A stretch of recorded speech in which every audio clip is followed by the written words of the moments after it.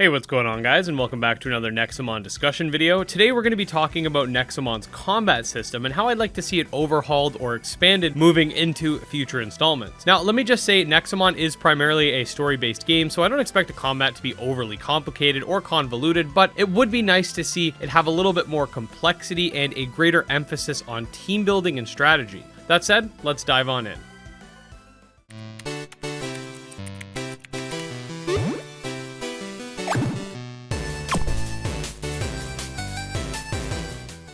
Okay, so when it comes to Nexomon as far as combat is concerned, it's pretty simple and reminiscent of Pokemon with a few different distinctions. Each Nexomon has four main stats, being HP, attack, defense, and speed, though speed is actually affected by the moves in which you use, as each move has its own speed value. Furthermore, each Nexomon has a stamina bar and various skills that will use up that stamina. You also have several status effects like Bind, Confusion, and Paralysis, all of which have passive effects just like Pokemon statuses. In the latest installment, there are also 9 types, and each Nexomon can be one of these types, as Nexomon are monotype. As far as moves are concerned, most Nexomon only learn moves of their own type or normal type in Nexomon Extinction, though in the originals, moves of various types can be learned. Extinction also features a core system by which you can attach 4 cores to any Nexomon, and each of these cores come in varying types and tiers.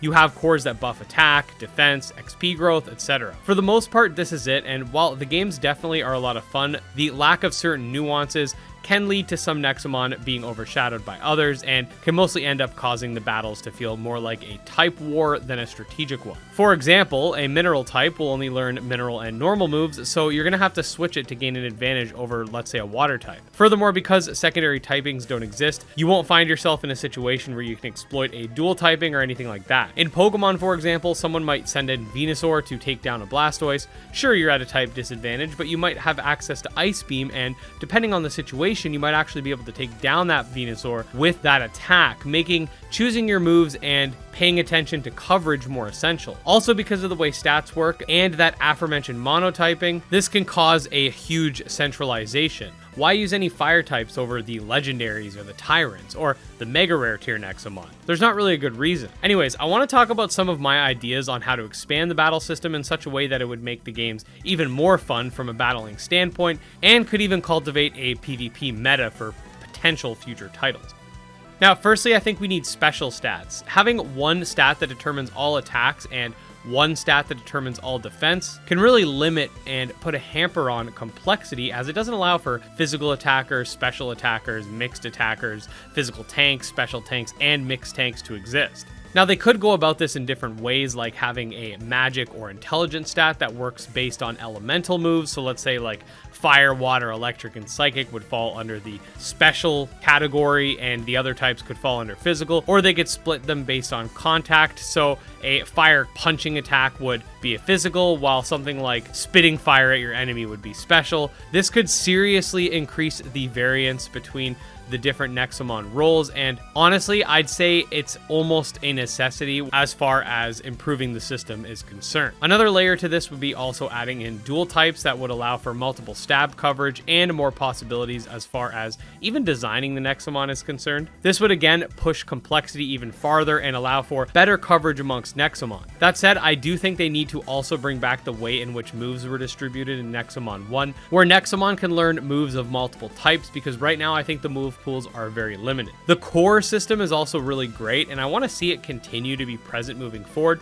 but also expanded upon. Right now, each of the cores simply gives a bonus to a stat. This is fine, but I'd also like to see more intricacy with what types of cores exist. For example, it'd be really cool to have a core that gives you a small chance of moving first, or a core that increases your accuracy with certain moves, or one that can initiate a switch under certain conditions, etc. Now, I know what some of you might be thinking, well, Ed, if you can have 4 cores, that's kind of nuts. And my answer to this would be to have the cores have some sort of space value. So basically, you could have a very powerful core. Let's just use a core that acts like the Rocky Helmet from Pokemon, for example. That could take up 3 of the 4 spaces available for cores. They could also have different classifications, like an effect core would be the special ones that we just mentioned, and then there could be regular cores that are the ones that already exist. They would just sort of boost stats. Perhaps you could have it so you can only have one effect core equipped at a time. Now, this also leads into my final point, that being passive abilities that are innate to the Nexomon. Now, if they did go the route where they have effect cores, this might not be necessary, but would still be interesting. Basically, these abilities would be very similar to Pokemon abilities, where each line can have certain abilities and maybe a pool of 2 to 3 possible ones. Pretty straightforward, but I feel like this would be a great incentive to use weaker Nexomon on a base stat level because they might have certain abilities to compensate. Think about a Pokemon like Galvantula from Pokemon. It doesn't have bad base stats, but they're also not the best either, but its compound eyes increases its accuracy, allowing it to spam Thunder,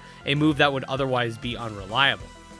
But yeah, guys, that was just a pretty quick video going over the gist of what I'd like to see implemented in the future regarding battle complexity for upcoming Nexomon titles. I feel like adding this type of stuff to the systems will allow for a competitive scene to flourish, provided the next games have some sort of PvP. There's also a few other minor things I'd like to see, like a more reliable method to recover stamina, as currently resting only gives you a minuscule amount, and stuff like that, but I do know that this is already a lot and would go a long way, to say the least. That said, let me know what you guys think about this. Should we add some of these mechanics, or what other mechanics would you like to see implemented? Definitely let me know in the comments below, and if you did enjoy the video, make sure to like and subscribe. You could also follow me on Twitter at GymLeaderEd, and check out our Discord. All links will be below. Special thanks to the channel's patrons, especially Jim Hamilton and StealCase. And with that, we'll see you guys next time. Peace.